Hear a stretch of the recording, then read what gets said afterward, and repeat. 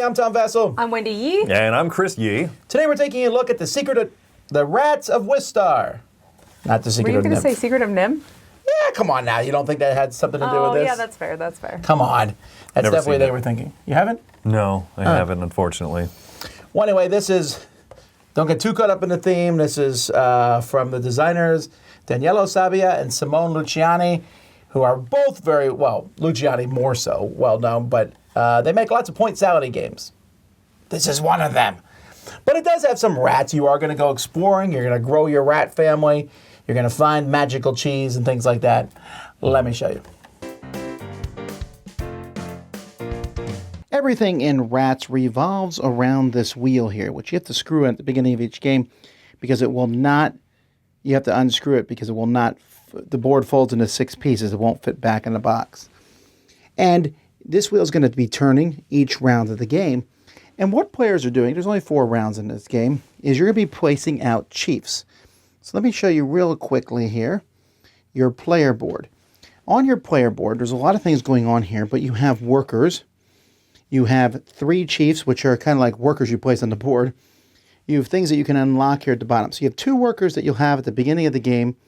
You'll need to build beds to get more workers out as the game goes by. So on your turn, you'll place a chief on one of these gray spots here. This is going to give you the main action that's on the outside of the board, but it's also going to give you a bonus action that you've placed it on. The main action is going to be affected by the number of workers that you have out here. The workers that you saw at the beginning that I showed you that were in your hovel, you can always move them out. So for example, I could just place both these workers in this section. There are 3 sections that you can place them in: the forest, in the barnyard here, or underground. Those are the different places you can put your workers. There are also lots of special actions that let you move workers, 1 or more workers, and you can even get these little tokens that you can spend to move a worker from one spot to another. There's many different kinds of symbols that you'll see here, but the main thing that we want to talk about is when you go to a spot, like this one here, for example. If you go here, you're going to get one of the resources, metal.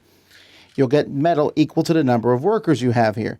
If you go up here, same thing, but you'll get wood. If I went there right now, I'd get none, so I need to get both workers up here to that spot.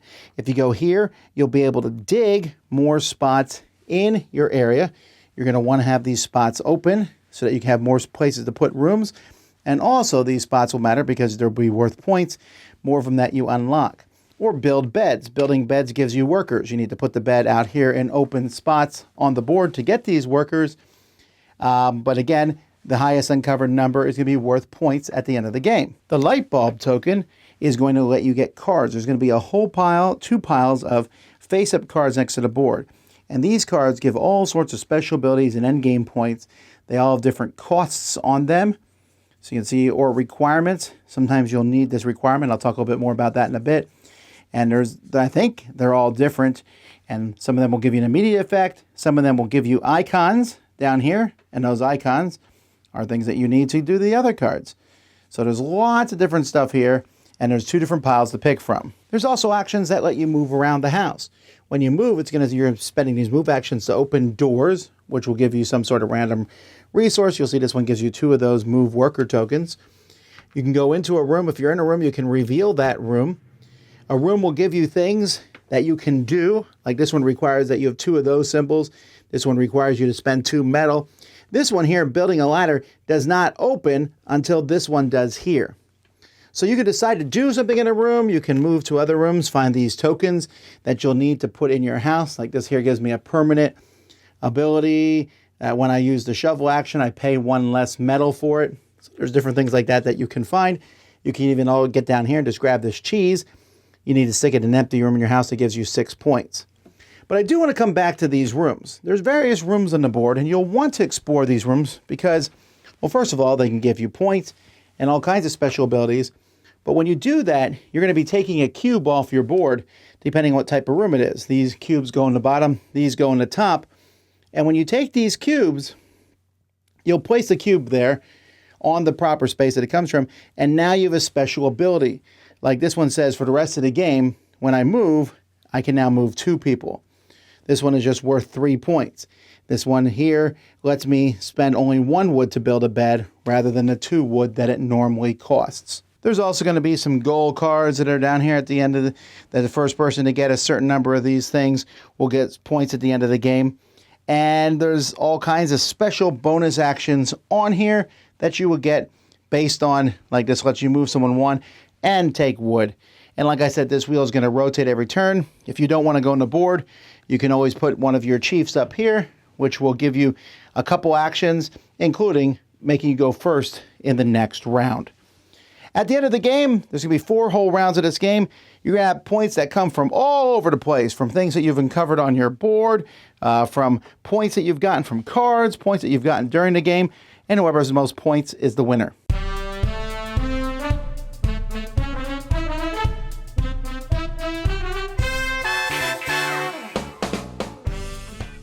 There's more minor rules, there's more things that you'll get, but that should give you a general overview.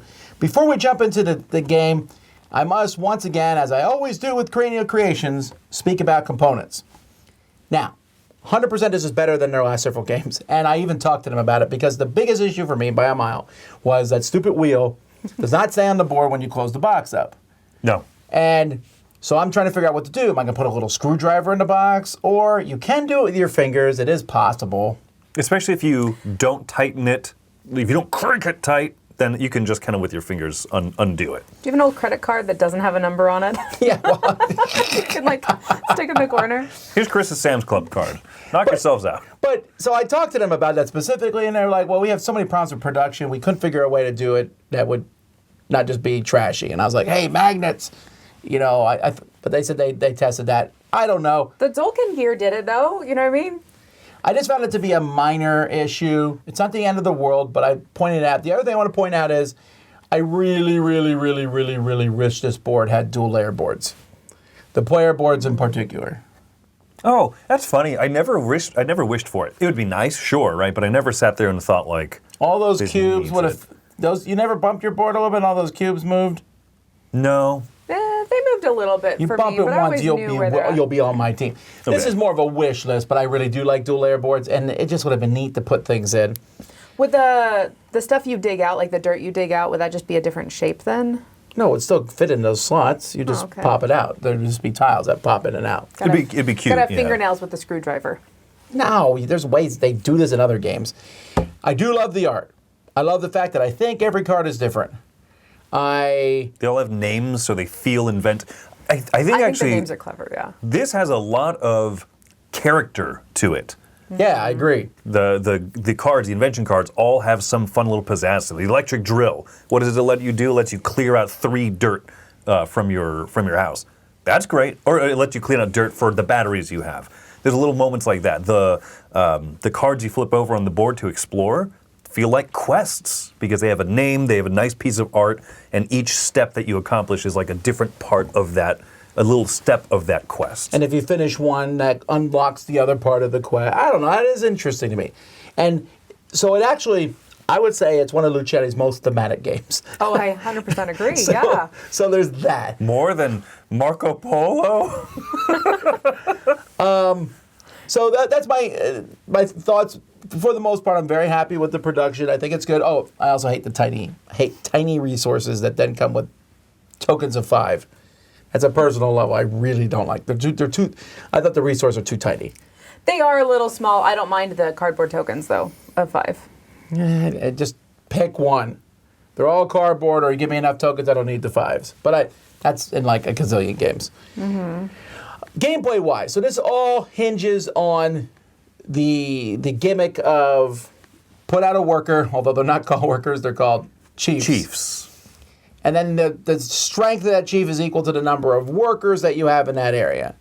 And that's a great gimmick. It would be a gimmick, I hate it, if it wasn't so easy to move the workers. And for that, I'm thankful. Those tokens that you can get to move workers, you start with 1, you can get more, There's half bonus the actions, spaces, yeah. give you moving them. Whenever you get new ones, you can put them out basically where you want. It still is a tricky thing, and you can't just do anything you want, But it wasn't as onerous when I first thought, will I ever be able to move these people? No, you can.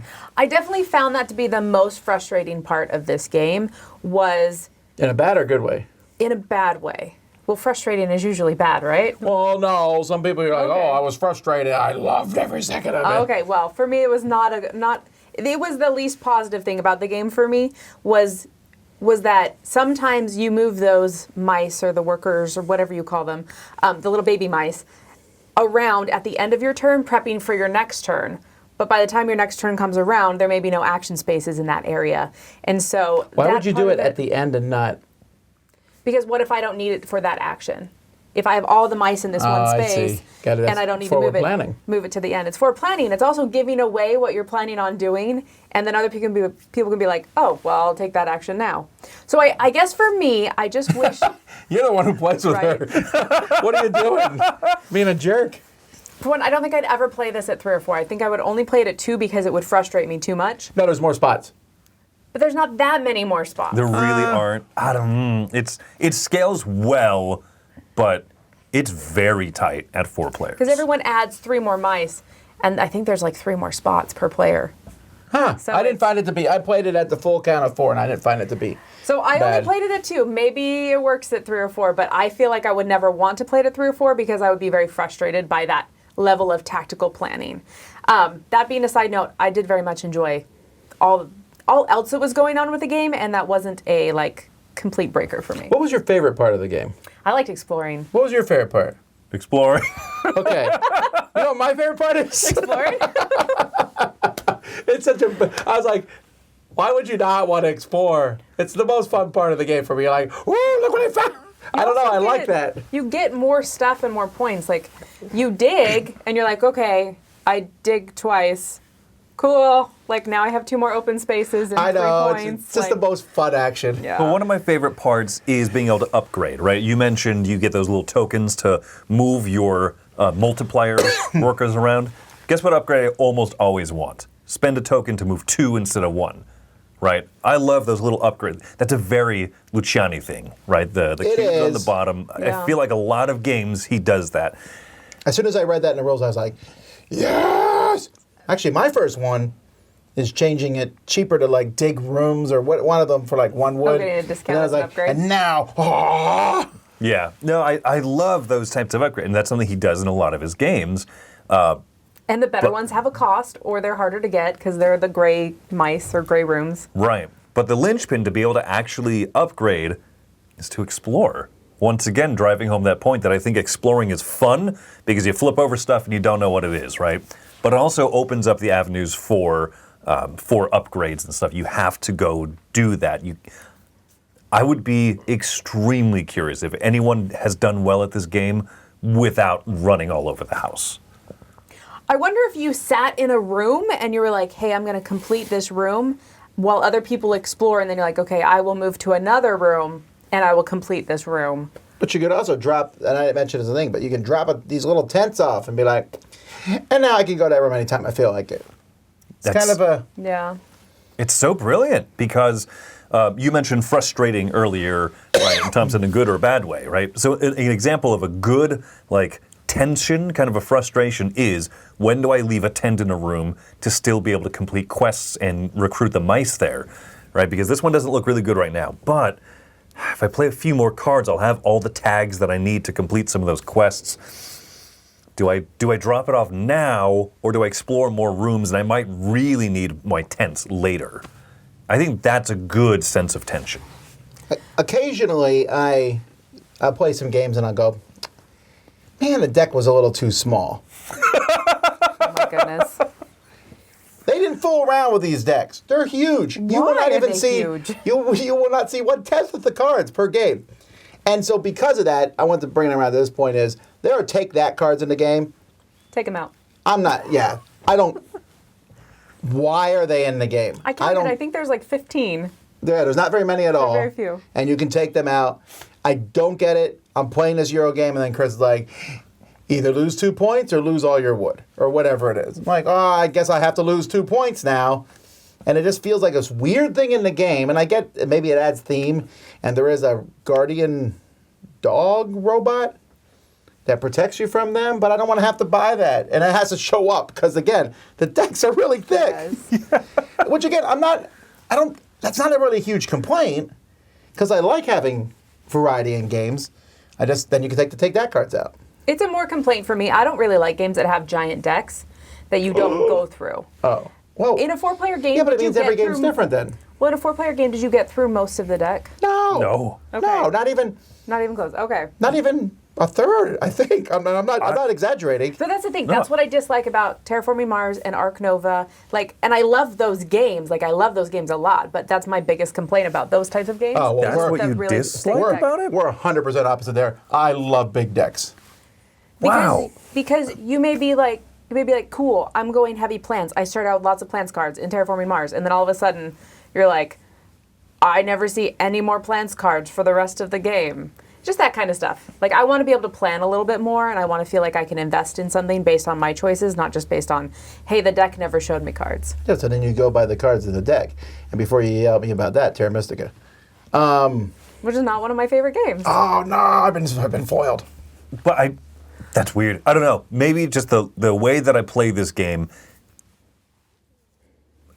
I'm really struggling with this whole conversation. The way that you play this game is Chris depending going on to bring in a giant stack of cards. I thought you liked it. But yeah, just whatever's out there in the market is how you reactionarily play, rather than like in Terraforming Mars having kind of a big strategy. Like this time, I have 2 plant cards. Let me go hard into that, and never getting more. With this one, the cards don't have as much of that required synergies to play. You just kind of play cards a little bit more opportunistically. And I really like that about this because so much of the focus strategy comes from the wheel, the action selection, how am I going to complete quests and stuff. And the cards are a really nice secondary mechanism that give you the tags and give you these fun little extra things that you need. Interesting. Whereas I may not ever see the tags that I want. I may never get the prerequisites for cards that I need because they require certain tags or certain things. And Well, so you now can't I get have one these cards. tag. There's an action that lets you take a tag of your Well, choice. yes, you can Yeah. get that. There's stuff you can do, but yeah, it's minor. That's super minor, the big decks. What would you rank the whole game as a whole? I'd rank it a 7.5. I thought it was fun. There's a lot of mechanisms I love. I really enjoyed playing the cards. So that part of it, it's just the thick deck that bothered me. The actual playing of the cards I thought was way fun. Being able to get those immediate bonefits? Bonus. That's a new word we're going to add to the game. It's a bonus and a Yes. benefit. So getting those bonus benefits, sometimes I was able to play a card that let me play a card, and I was like, sweet, I just got 8 points. This is great. So I liked the cards. I liked exploring. I enjoyed putting out the cubes and getting those upgrades and unlocking new things that you can do. I just think that there's tons of fun. Thematically, it's super cute. So yeah, 7.5 for me, just because there's those minor things of the action selection. I haven't figured it out yet, and so it frustrates me still. What about you? This is a weird debate score-wise because there's not really a lot of flaws or issues I have with the game. At the same time, I know that I think for some people to be too tight. Wendy, when we talked, I know that you said that the organizing your mice around the different parts of the wheel felt a little bit tight for your tastes, at least at the beginning. Yeah, that's what's frustrating. Yeah. Oh, if every spot just had a base of one and then those mice added to it, I would be happy. That would fix my problem. And I think that, that's kind of that It's a weird mindset. I think that's a matter of mindset. Mm-hmm. I think the biggest complaint I have about this is that it feels familiar to other stuff that Luciani has done before, right? So this Italian, a lot of the Italian designers have made games that feel not too dissimilar from this. That being said, there still are some very novel mechanisms in the wheel action, the exploring the house. Like I said, it has so much character. I'm giving it an 8.5.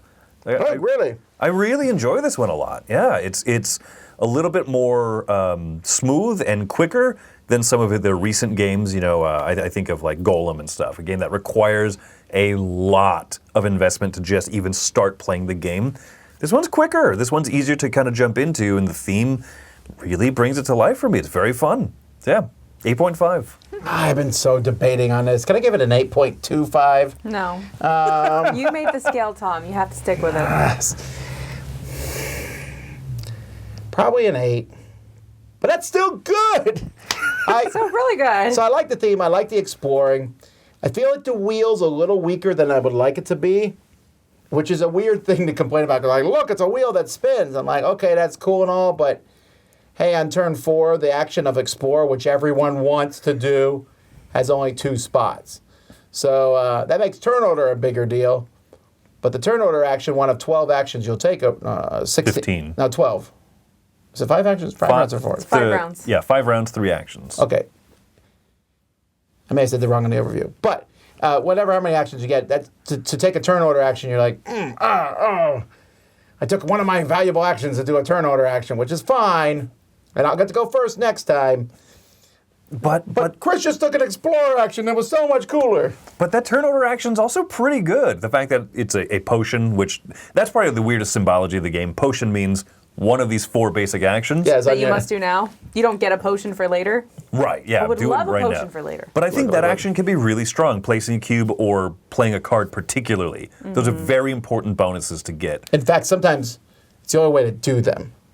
Yeah. And taking that instead of the maybe it is an potion 8.5. bonus action sometimes is stronger because if you don't have your mice around where that potion bonus action is, Yeah. then going up there, getting the better turn order, getting the movement tile, and getting the potion ability, that's a nice turn. All right. I'll give it an 8.5, but only if you take the take that cards out. Again, they might not even show up in your game. There's so few of them.